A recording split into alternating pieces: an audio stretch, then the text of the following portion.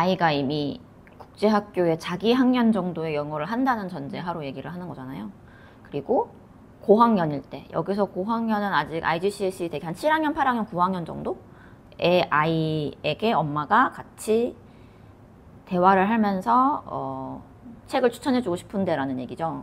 그래서 썼을 때는 이제 제가 하는 방법은 이게 뭐 맞고 틀리고의 문제는 아니지만 제가 하는 방법, 저도 이제 제 모국어가 어쨌든 영어가 아닌 상태인데 저희 아이들은 모국어가 영어인 상태가 되었으니까 그럴 때 그 나이대 아이들이 읽었으면 좋겠다고 하는 책 리스트들은 사실 인터넷에서 구하기가 굉장히 쉽잖아요.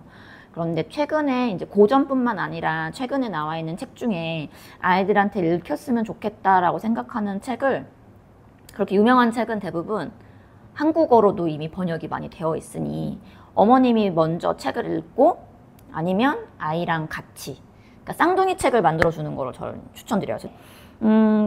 7학년을 맨 처음에 국제학교, 이건 완전 국제학교야. 뭐 영국에 있는 학교라든지 미국에 있는 학교를 다니는 아이들은 교과 과정이 조금 커리큘럼이 다르기 때문에 좀 별도 얘기고, 실제로 국제학교를 6학년까지 졸업을 하고 그리고 7, 8, 9학년을 가면 아이들의 커리큘럼이 바뀌는 거는 물론이고 갑자기 이제 수업 정도도 굉장히 많이 바뀌어요. 맞아요. 그게 무슨 말이냐면, 시간표를 보시면 초등학교 6학년 때까지 국제학교는 뭐 지리라든지 과학이라든지 역사라든지 이런 부분을 따로 떼어내서 배우는 게 아니고 대부분 합한 통합형으로 해서 학기마다 어떤 주제를 따라서 변하는 거를 이제 여러 가지 각도에서 다른 식으로 배우는 거를 하는 학교들이 대부분이란 말이에요.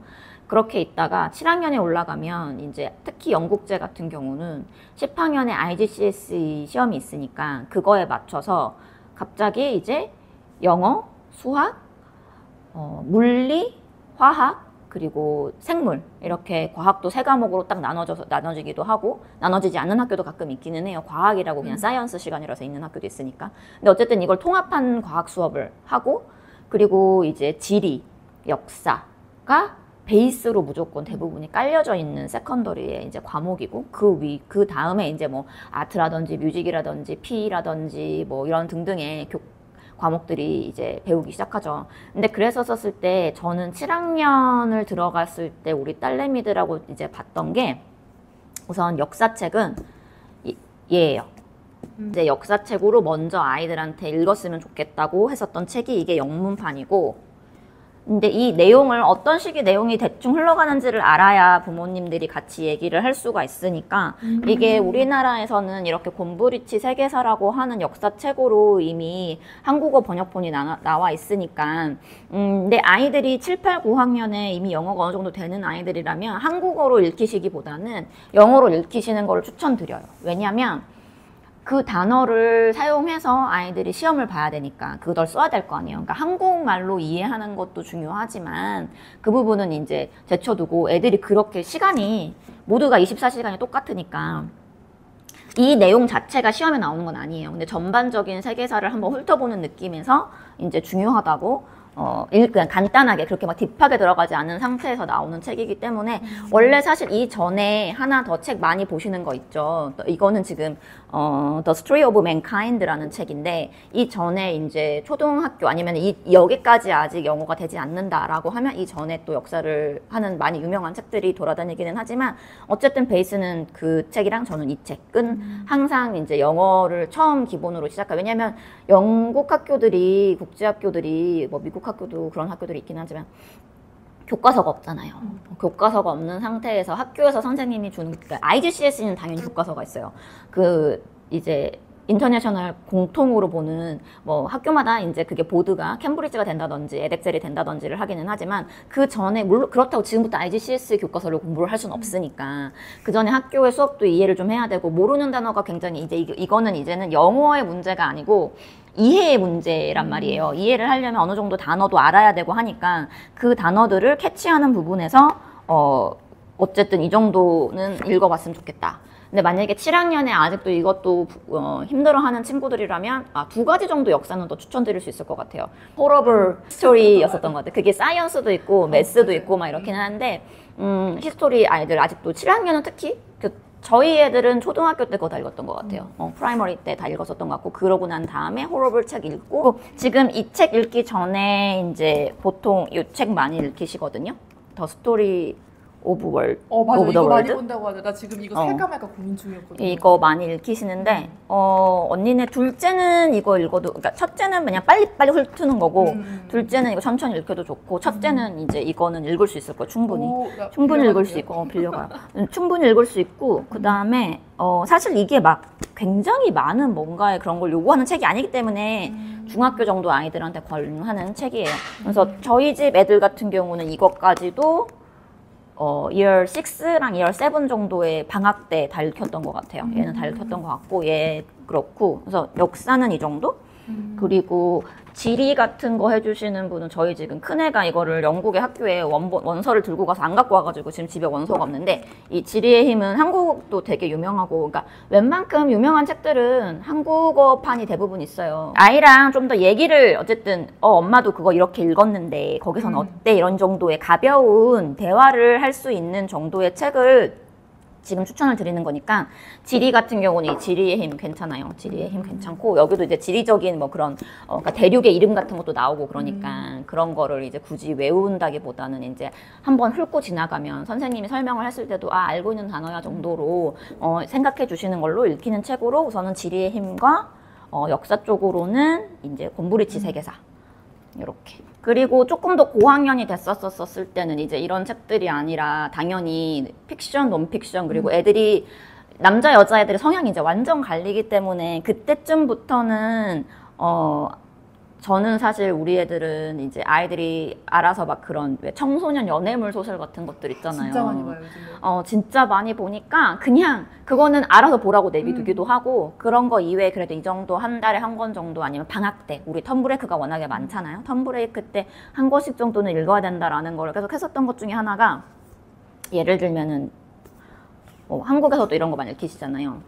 팩트플리스? 예, 이렇게 쌍둥이 책. 으로도 있고, 이런 거 굉장히 많아요. 찾아보시면 할 수 있는 책은 굉장히 많고, 저희는 큰애랑 둘째 아이가 여자아이였었기 때문에 당시에 이제 미셸 오바마 이렇게 자서전 비커밍도 이제 이게 원서고 이게 한국어판인데 그런 식으로도 읽히고, 근데 이게 지금 그냥 몇 개만 가져온 거라서 꼭 이걸 읽히셔야 된다 이런 거라기보다, 사실 이 역사책이랑 지리책 같은 경우는 그래도 꼭 어머님도 한번 읽어보시면서 아이들이랑 같이 얘기할 수 있는 수단이 필요하신 걸로 질문을 하신다면 7, 8학년 추천드리고, 이제 그 다음에는 이제 아이들이 책을 읽는 게 좀 이렇게 퍼지기 시작한다면 이제 자기가 좋아하는 건 좋아하는 대로 당연히 읽고 있을 거고, 그 이외에 조금 이제 지식을 채워주시는 방향으로 갔을 때는 이런저런 책들이 많이 있다. 쌍둥이 책 얘기를 하자면, 저는 저학년에 이제 처음에, 그러니까 이거는 완전히 영어를 못하고 오는 친구들의 이야기인데, 저학년, 그리고 조금, 그러니까 초등고학년, 그리고 이제 중학교 입학하기 전쯤에 있는 아이들한테 영어를 못하는 시기에 조금 얘기를 하고 싶었었던 책들이 몇 가지가 있어요. 한국에서 쉽게 구하실 수 있는 책이고요. 지금 얘가 플래스턴리라는 책인데, 이 책이 한국에서 어떻게 돼 있냐면 원서랑 워크북이랑 번역이 되어 있고 오디오북, 그러니까 이제 요즘 많이 안 드시긴 하겠지만 이렇게 CD가 같이 있어서 듣는 것도 가능하고, 처음엔 그냥 하나 책은 이렇게 그냥 원서예요. 원서이고 안을 보내드리면 이건 저작권 문제가 될 것 같아서 보여드리기는 어려운데, 그리고 이제 단어가 전부 다 우선 아이 모를 것 같은 단어들이 다 체크가 되어 있고, 번역도 있어요. 한국어 번역도 이렇게 있어요. 그래서 어머님도 읽으시고 아이랑 얘기할 수 있고, 아이도 이쯤 읽는 아이인데 아직 영어가 안 된다는 거는 한국어를 자유자재로 읽고 있을 거라고 생각을 하고, 자유자재로 읽고 있는 상태에서는 본인이 앞에 읽었던 게 너무 아마 느릴 거예요. 자기가 한국어를 읽는 스피드랑 뭐 이런 것보다도 굉장히 느리기 때문에, 그런 부분에서 아이가 좀 갈증을 느껴서 빨리빨리 뭔가를 해서 해소를 해주시고 싶다고 하면 뒤에 번역본이 있으니까 길지 않거든요.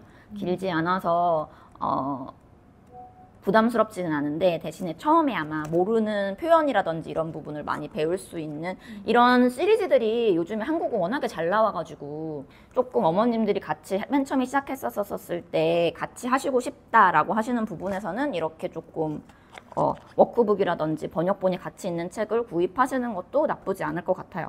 나쁘지 않을 것 같고, 그리고 이 책 시리즈들은 워낙에 유명해서 아시고 계시는 분들도 많을 것 같은데, 롱테일 부스 시리즈에 이렇게 뉴벨이라든지 되게 유명한 책들을 다 원서랑 같이 이렇게 뒤에 문제풀이라든지 그다음에 단어 모르는 거를 이미 체크해서 같이 이제 암기할 수 있고 체크할 수 있게 하는 책이 있어요. 그래서 이런 부분도, 이거는 사실 저는 저희 아이들은 그냥 원서로 읽혔고 저 때문에 샀어요, 이것도. 그래서 이제 제가 뭐 모르는 단어라든지 이런 거를 계속 찾아서 보는 게 너무 힘들어가지고 찾다 보니까 이런 책이 있더라고요. 그래서 근데 되게 유명한 책들 시리즈가 다 있기 때문에 이 정도 책은 보통 지금 이게 렉사일 760이니까 원래로 따지자면 사실 2열 4, 5 정도 애들이 읽는 책인데 이걸요? 못 읽어요, 우리는. 이거 4, 5가 충분히 읽는 책이에요. 이 정도는 충분히 읽을 수 있어요. 호러블 히스토리랑 비슷한 거예요? 호러블 히스토리는 저는 6학년쯤 읽혔어요. 그게 더 고학년 거네요. 그러니까 이제 단어 수준이라기보다도 호러블 히스토리 같은 경우는 이제 넘어가는 그 7학년이 되는 전에 시기에 한 번쯤 이제 읽으면서 이제 그냥 개념을 머릿속에 잡아준다는 의미로 저는 이제 6학년쯤에 읽혔고, 더 빨리 읽고 싶어 하는 친구들은 충분히 빨리 읽을 수 있어요. 그게 막 단어가 너무 어렵다거나 이런 거보다는 너무, 또 저는 개인적으로 나이가 어린 친구들한테 본인 스스로가 아닌 이상은 너무 고학년 책을 읽히지 않거든요. 그렇기 때문에 그런 거고, 이게 원래라면은 한 4, 5학년, 그러니까 2열 4, 5 정도면은 내용상으로도 그렇고 단어상으로도 그렇고 충분히 원래는 읽을 수 있는 정도의 내용일 거예요. 그래서 이렇게 뭐 디즈니 영화화가 된 책이라든지 이런 부분들이 충분히 어머님들도 아이들이랑 같이 읽으시면서 진행을 하실 수 있는 책 세트로 나와 있는 부분들이 있어서 이런 정도는 한국에서 충분히 쉽게 구하실 수 있으니까, 한국 출판사라서. 그러니까 너무 책이 너무 많아서 어디서부터 시작해야 될지 모르겠어요 하시는 분들은 이쪽 시리즈도 추천드립니다.